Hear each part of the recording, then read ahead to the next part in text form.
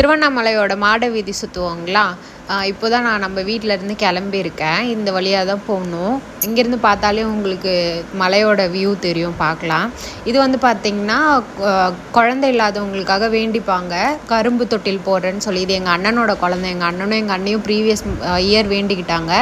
அதனால் இப்போ நாங்கள் நேர்த்தி கடன் செய்கிறதுக்காக வந்திருக்கோம். இந்த கரும்பு வந்துட்டு 5 கரும்பு கை தராங்க. அது வந்து 300 ரேட் வருது. இது வாங்கிட்டு கோவில் கோபுரத்தாண்ட வந்து இந்த மாதிரி யாராவது வருவாங்க கட்டி கொடுக்கறதுக்கு. ஸோ அவங்க கிட்ட கட்டிக்கலாம், நம்ம வேணாலும் கட்டிக்கலாம். கட்டிட்டு நாங்கள் சாமி கும்பிட்டுட்டு இங்கே கோபுரத்தாண்டேருந்து நம்ம ஆரம்பிக்கிறோம். இந்த சைடு இருந்து மாடவீதி பஜார் பக்கம் போயிட்டு மேலே வந்து அப்படியே ஃபுல்லாக சுற்றி வரணும். கோவிலை சுற்றி வந்துட்டு திருப்ப நம்ம இது கம்ப்ளீட் பண்ணணும். இந்த மாதிரி எத்தனை பேருக்கு வேண்டுதல் இருக்கோ அவங்க வேண்டிக்கலாம் சாமிக்கிட்ட. ஒவ்வொரு வருஷம் கார்த்திகை தீபத்தப்பையும் வேண்டிக்கிட்டு அதே மாதிரி நெக்ஸ்ட் இயருக்குள்ளே குழந்தை பிறந்துருச்சு அப்படின்னா இந்த நேர்த்தி கடன் வந்து செய்வாங்க.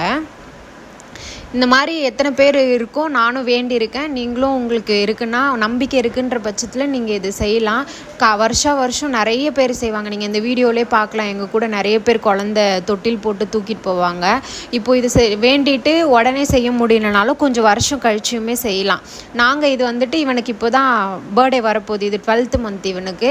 நாங்கள் இப்போவே செஞ்சுட்டோம். இந்த வருஷமே செஞ்சுட்டோம். போன வருஷம் வேண்டிக்கிட்டாங்க, கரெக்டாக குழந்த பிறந்துச்சு. இப்போவே நாங்கள் நேர்த்தி கடன் செஞ்சுருக்கோம்.